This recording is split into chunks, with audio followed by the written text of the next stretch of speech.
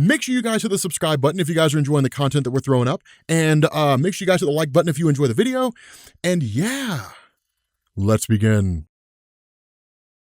All right, what's going on, guys? This is Rob, and we are picking up with a new Injustice comic. This literally got dropped out of nowhere, and it's the craziest thing, right? We did a video previously where we were talking about Tom Taylor doing a new Injustice because all we had was like Tom Taylor tweeting the letter I and just the words, "I think it could have been different." And I was like, everybody was just like, what in the world is going on? Like, are we getting a new Injustice? Apparently we are, right? This is Injustice Year Zero, right? So this takes place before all the other Injustice comics, which really kind of makes sense. You know, Injustice 2, I guess, not really Year 2, but Injustice 1, Injustice 2, it takes place before all of that stuff. And it literally kicks off with what Tom Taylor tweeted, right? Batman saying, "I think things could have been different." And he basically says, if they were still here, right, to guide us, to inspire us, to remind us of what we stood for, and he kind of goes on this speech, right? What he's talking about here is the Justice Society of America. The JSA is now in the, you know, Injustice series. And this is really, really cool because he kind of comments and says, you know, that they are there to like remind the superheroes that tyranny often starts with the words they want to hear. Now, as you kind of go through this, right, as we look through this, it's important to understand what the JSA stands for and which version of the JSA Tom Taylor's talking about. There are kind of three versions of the JSA team, one of which is not really the JSA, at least according to DC fans, and I'm inclined to agree with the most hardcore fans. The JSA, when it originally existed in DC Comics, was a World War II team, right, in the sense of like the publication date, right? So here in the real world, the JSA was basically published during the era of World War II. We didn't really know that it was the JSA. I mean, I guess we did insofar as it was all American and National Allied coming together to form a single team, but they were basically heroes who fought, you know, during the era of World War II. Now, once you got into the creation of the multiverse, right, you go into the Silver Age, you go into DC Showcase number 4 in 1956, the introduction of Barry Allen. What DC did with the Flash of Two Worlds in 1961 is, because of the fact that people like Jay Garrick and Alan Scott were just gone and they were replaced by new iterations, and there was no real explanation as to, you know, what the difference was or where it was that Jay Garrick and Alan Scott went to and why they were replaced with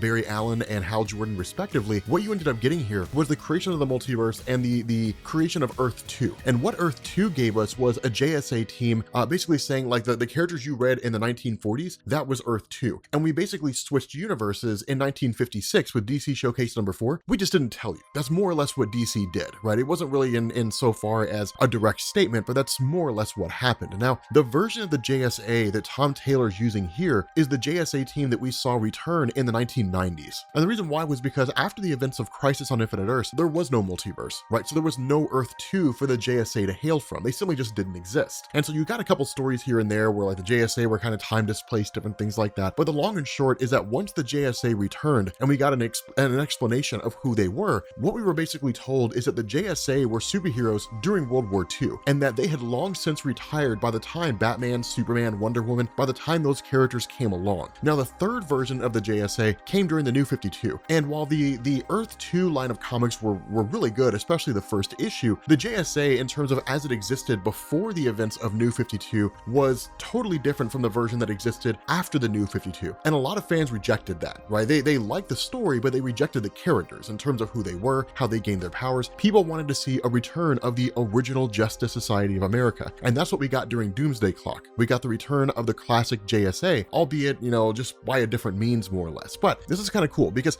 this is what they're talking about here, right? They're talking about the idea of the JSA. They're talking about the return of these old school superheroes that basically kind of set this standard on what it meant to be a hero. Because while Superman is the most iconic, the JSA are the ones that inspired Superman to become Superman, you know, in addition to the Kents, but kind of laid that foundation for here's what it means to be a hero, a person with powers, and to do good in the world. And so what this does is it switches over to about a year before this story starts with a guy named Mr. Shavard, right? And this guy's basically up for parole. Now, the idea is that he committed a series of heinous crimes, and despite the fact that he's basically ill and he's essentially dying, the parole board basically states that he has not finished serving his debt to society, right? And so he's ended up, you know, he basically goes back to his cell to finish out whatever his prison sentence seems to be, which appears to be life in prison. And so in response to this, he encounters a cellmate, or at least another prisoner named Brick, and asks him to send off a letter. And when Brick's like, okay, what am I offering in this instance? Like, what am I selling here? The response of Shavard is absolute power, right? The power to control a god. And this is when we switch over to Superman. Superman. And that kind of seems to be what he's talking about, right? The ability to control Superman in his entirety. Now, what we end up doing is, of course, picking up with the goons of Black Mask who are kind of doing their thing in Gotham, and there's not a whole lot doing here, right? It's just a normal day for the Batman team. The cool thing is it's good to see Tim Drake is back. Like, Tim Drake died within the first year of Injustice. But the funny thing is Superman's here to basically check with Batman and to make sure he's actually going to go, right, to whatever this event is. And initially Batman,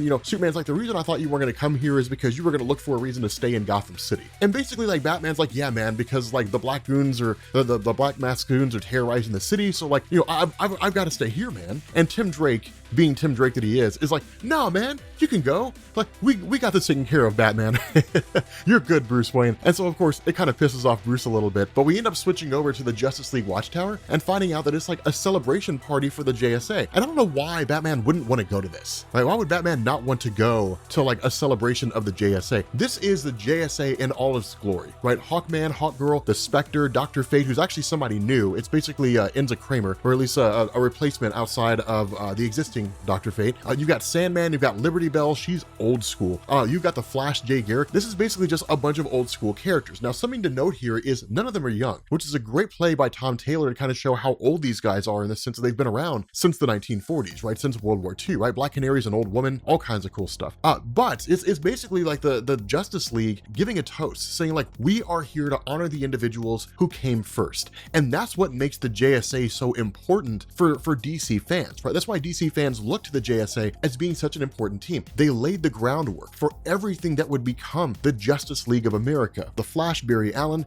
Green Lantern, Hal Jordan, the modern day Black Canary, Superman, Batman, all these characters take their cues from the JSA. But what you also end up getting here is a really cool scenario where Wildcat kind of gives Batman a little bit of a hard time, and then the two of them actually engage in a fist fight, kind of a sparring session of sorts, where you end up having these kind of rules laid down, right? Batman can't use anything but his fists, right? And even Ted Grant's kind of like, you can't use any trained attack bats, and Batman's like, what are you talking about? And he's like, I don't keep up with you, man. I don't know what you have, right? You're Batman. You have whatever you need at any point in time, right? So it's kind of a little bit of bickering going on there, but Batman launches an attack and hits Ted Grant in the nerve. So then Ted Grant responds by backhanding Batman and knocking him to the ground. In that instance, Barry Allen takes off, goes and grabs Jay Garrick and says, hey man, like, bring popcorn, Batman's getting knocked down. So Jay Garrick and Flash get back there right as Batman gets hit, and they're just kind of watching this whole thing go down. They're watching Batman and Wildcat fight each other, and ultimately, of course, with Batman being knocked down, I guess that kind of means that Wildcat's the victor. And it's kind of a funny thing, right? You just see like Jay Garrick and Barry Allen just smashing popcorn, watching Batman get beat up. Of course, Spectre ends up taking off, and the party more or less just kind of begins to wind down from there, right? Batman confronts Jay Garrick and Barry Allen and is like, I know you guys were eating popcorn, and then basically ends up on his way out. But of course, before that, he's basically stopped by Superman. Right now, at this point, we switch back over to the prison with Mr. Chavert, and this guy, basically you have like this massive prison break happening, a guard running for his life. This guy gets shot up, only for us to basically end up encountering the Joker, right? The Joker is basically broken in here to rescue this guy whose first name is Andre, right? That's what we're going to call him from now on. We're going to call him Andre. But the Joker was the one who answered this call, right? That if this guy sent out this SOS basically saying, anybody who can get me out of here will get the power to control a god, the Joker answers the call. And so what we end up doing here is switching over to Superman and Batman having this conversation. And it's kind of funny because initially Batman's not overly in favor of kind of like looking at things from the Watchtower, right? Like being in the Watchtower, being so distant from Earth. But the response of Superman is, it's a good idea. And the reason why is because when it comes to them as superheroes, they don't exist to protect any individual city, even though they operate out of those cities, right? Batman operates out of Gotham, Superman operates out of Metropolis. Like, that's basically how these things work. But for Superman, they're protectors of the world first and foremost, right? They're just kind of holding off and operating in a particular area at some point along the line. And what he basically says is, this is awesome, right? Because you've got generations of heroes. You got the first Black Canary, you got the second Black Canary, right? Like the first Flash, the second Flash. And so with that being the case, like, you've got Hal Jordan, you've got Alan Scott, you got generations of heroes. And the idea here is that this is designed to kind of, one, allow them to look at the world without any kind of borders, but then also sort of ask the question, like, what comes next, right? That's what Superman's been asking about. What comes next? He starts talking about legacy.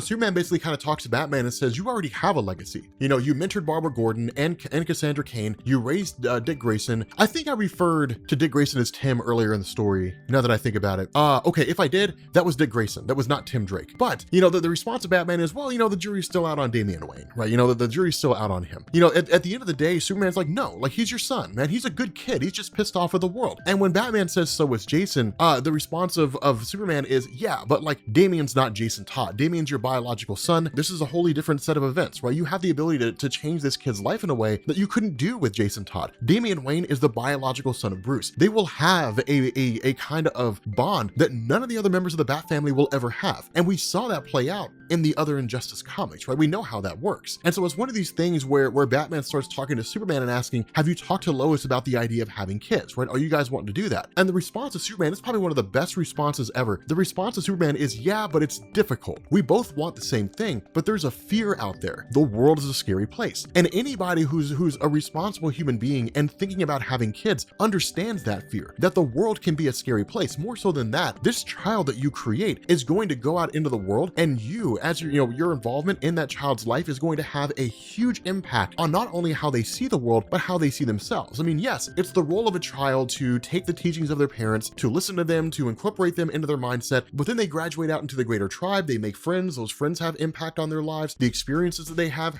impact on their lives. Yes, that's true. But at the end of the day, they always come home. And the relationship between a child and a parent is one of the most important relationships that any individual will ever have. And how that relationship forms is based on how that parent treats that child and how that parent has that child view the world, right? And so there's a huge amount of fear there. And this is cool because it humanizes Superman. And I know that's a cliche statement to make, but it does, right? It really, really, really does. Because Superman is not a human. But at the end of the day, Superman is a person that understands what it means to have kids. It's the universal factor of life, barring any kind of alien race out there that doesn't view children in the same way that any sort of human would do, and instead views them as just kind of like a means to an end, or they're like a warrior race, whatever the case is. Every parent cares about their child, right? Or at least they should care about their child. And so what Superman feels here is universal across the board. Even Batman feels that, whether he's willing to admit it or not. And so you end up having Amazing Man Will Everett, of course, walking in here alongside Alan Scott, and Superman's like, well, we're talking about legacies, right? And Batman's like, well, Superman doesn't think he has one. And they're like, really? You're Superman, dude? Like, you may not have noticed, but like, you've inspired your entire generation and the next generation, which is true, right? Like, the JSA inspired Superman and the various superheroes to be the superheroes they are. Superman inspired everybody else, right? Like, he's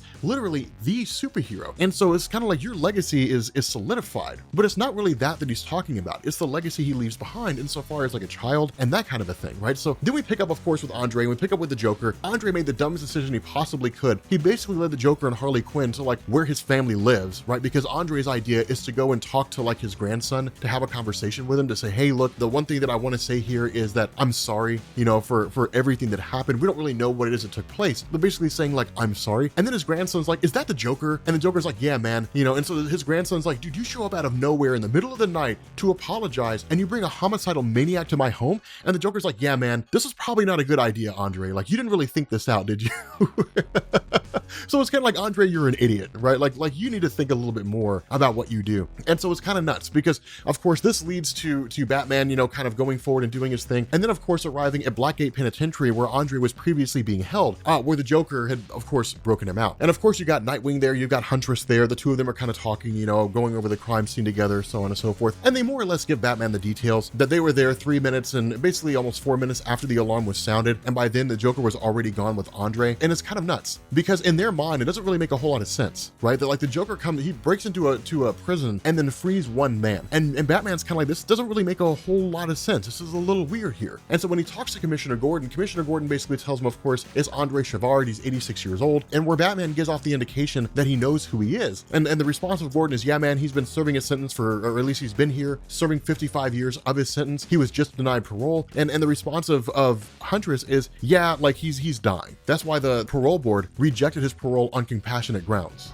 And so, of course, you switch back to Andre, and I'm kind of holding off. Okay, we'll do a quick explanation of Andre, right? There's not a whole lot going there. Andre was introduced in DC Comics in Detective Comics number 64 back in 1942. As best as I can surmise, he came off the popularity of Dick Grayson being introduced in Detective Comics as Robin, as well as Bucky Barnes and Captain America comics from what at the time was Timely Publications. But he was part of a group called the Boy Commandos. There's not a whole lot doing with him, right? He was just kind of there for a little while, and he had a couple roles here and there, but he's by no means anybody of significance. It may be one of these things where Tom Taylor's introducing him and then going to like bring a whole new backstory or whole new elements of his backstory that we didn't know about before. But the important thing here is we pick up with Andre, with Joker and Harley Quinn, and basically Joker saying, okay, so I've done what I've done for you, now it's time for you to do for me, right? So show me how to gain the power of a god. And the response of Andre is, no, I'm not going to show you that, right? I'm 86 years old, I'm an old man, I'm dead anyway, I have nothing, there's nothing for me to lose. And the response of the Joker is, but you just showed me where your family lives. So let me go back and let me help you understand why it's a bad idea for you to double cross me, and starts cutting off the fingers of his grandson, right? Like the most Joker thing that a person could do. And so of course this leads to Andre basically panicking and saying, okay, like I'll tell you everything you want to know. I'll tell you everything that you could want to know here. And so he kind of breaks down and tells this story, right? And what we find out is that during the age of, or during the time of World War II, the way you ended up having here was basically Carter Hall and Shira Hall, right? Hawkman and Hawkgirl. And of course, as we know, they're immortal, right? They were cursed ages and ages and ages ago that they would basically, every time they died, they'd be reborn in new bodies. They would find each other, they would live a life, and then they would die again. But it's one of these things where they know about this. They know they're immortal and they'll always be reborn, so they're not really afraid of death. But in 1942, they were effectively grave robbers, and they end up kind of digging, and of course Shira falls into a giant hole and then says, hey guys, you got to get down here. And that's when she finds this tomb with a symbol, what looks like a symbol of Dr. Fate, but it's upside down. And so that leads to them just kind of investigating it and saying like, we should probably open this. And then,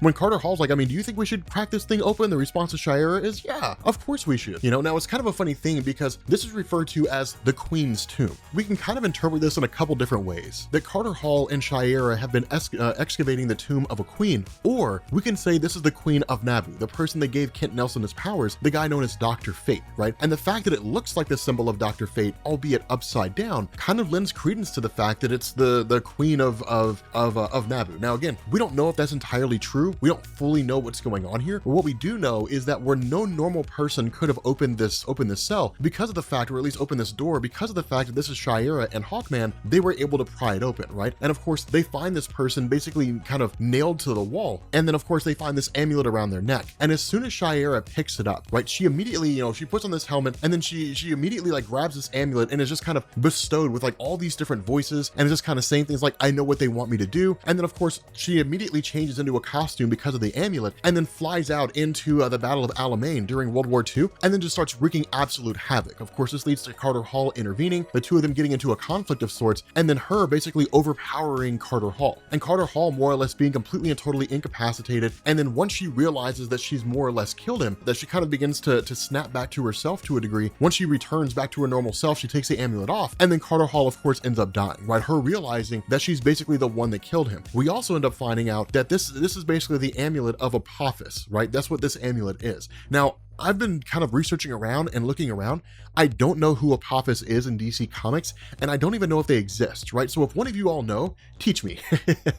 Educate me down in the comments section, because I haven't been able to find anything on that character. But with that amulet basically being left there by Shira when she basically whisks away with Carter Hall, the Australian and British expeditionary forces come across the aftermath. And when they do, a guy named Dirk Strasser ends up picking up the amulet and then basically is taken over by the amulet's power. And what seems to be happening here is the amulet wants to get to a particular destination. Right now, in a lot of ways, it looks like Strasser is just kind of acting of his own accord, right? So maybe he's just the one who realizes he has a power in his possession and he's just doing what he wants with it. Either way, we'll have to wait for the next issue to find out what it is. With that being said, guys, we're going to bring this video to an end. If you are new here to Comics Explained, make sure you guys hit the sub button to become part of the Rob Corps. If you guys enjoyed this video, make sure you drop a like. Now we'll catch you all later.